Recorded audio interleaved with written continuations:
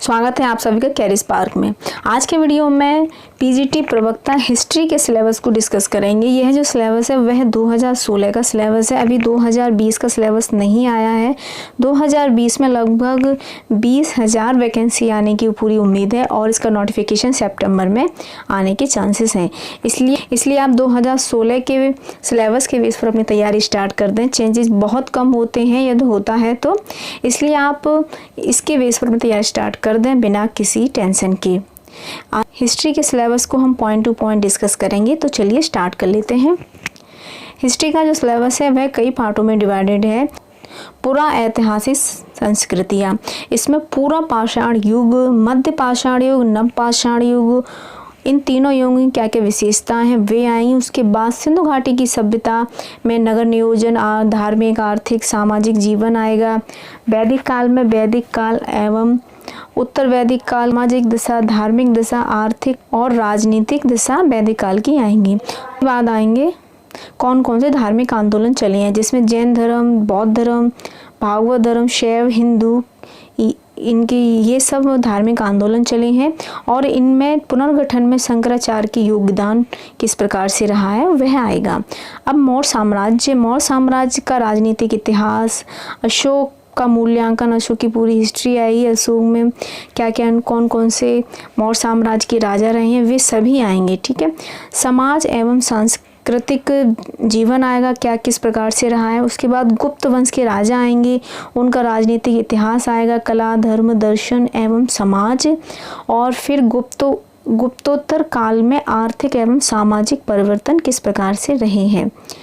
चोल वंश में क्या आएगा, इसमें राजनीतिक इतिहास, चोल प्रशासन, उत्तर भारत का राजनीतिक एवं सामाजिक स्थिति जो 800 ईसा पूर्व से 12 ईसा पूर्व तक आएगी।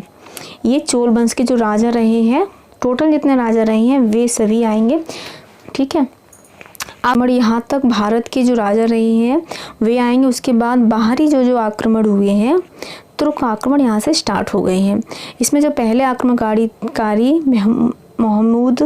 महमूद गजनवी, मोहम्मद गौरी, दिल्ली सल्तनत की स्थापना, कुतुबुद्दीन ऐबक की उपलब्धियाँ, तो इन सब का सन वगैरह ये सब आएंगे। इसमें मोहम्मद कुतुबुद्दीन ऐबक ने कौन सी इमारत बनवाई थी, मोहम्मद गौरी ने कब आक्रमण किया था, ये मोहम्मद गजनवी ने क्या किया था, ये सब आएगा इसमें।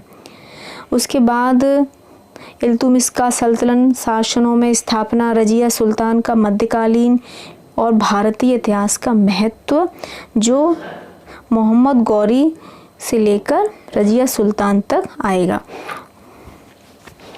उसके बाद बलवन का प्रारंभिक कठिनाइयाँ, बलवन का राज स्वरूप, बलवन का जो पूरा हिस्ट्री है वो इसमें आएगा। उसके बाद खिल्ली वंश आ जाएगा, इसका क्रांति स्वरूप, महत्व, अलाउद्दीन खिल्ली का साम्राज्य किस प्रकार से रहा, विस्तार, बाजार मूल्य नियंत्रण प्रणाली, जो कि अलाउद्दीन की बाजार मूल्य नियंत्रण प्रणाली बहुत ही बेहतर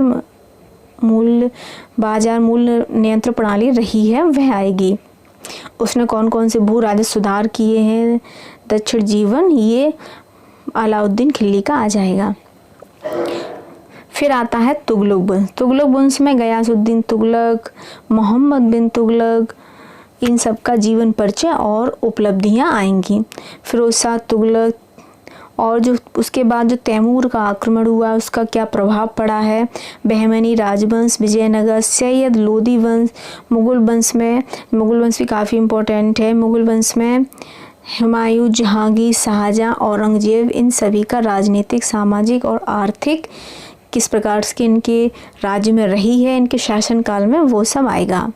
मुगल साम्राज्य का पतन और मराठा अभ्युदय, जिसमें छत्रपति शिवाजी महाराज का जीवन चरित्र और उपलब्धियां, ये भी आएंगे।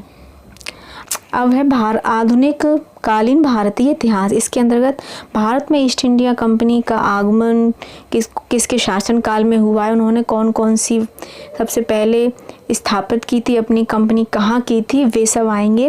भारत में ब्रिटिश शासन के राजनीतिक एवं आर्थिक प्रभाव, 1857 का विद्रोह के कारण स्वरूप और उसका क्या परिणाम निकला था, ये आएगा। उसके 19वीं शताब्दी में कौन कौन से पुनर्जागरण सामाजिक आर्थिक आंदोलन चले हैं और इन आंदोलनों को चलाने वाले स्वामी विवेकानंद, सरस्वती, राजा राम मोहन राय, अरविंद घोष, एनी बेसेंट, रविन्द्रनाथ टैगोर, इनका क्या क्या योगदान रहा है राष्ट्रीय आंदोलनों में और स्वतंत्रता संग्राम में, और गांधी जी का इसमें क्या क्या योगदान रहा है, वे सब आएंगे आधुनिक कालीन भारतीय इतिहास में।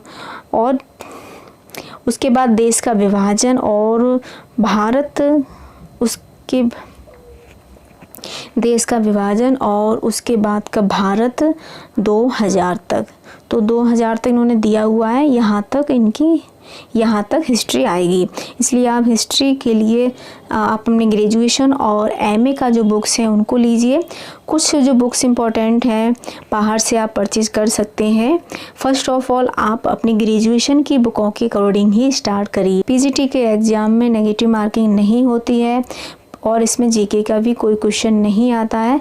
इसलिए आप अपना पूरा फोकस अपने सिलेबस पर लगाकर पॉइंट टू पॉइंट इसको आप निशान लगाते जाइए, जो आपके तैयार होता जा रहा है।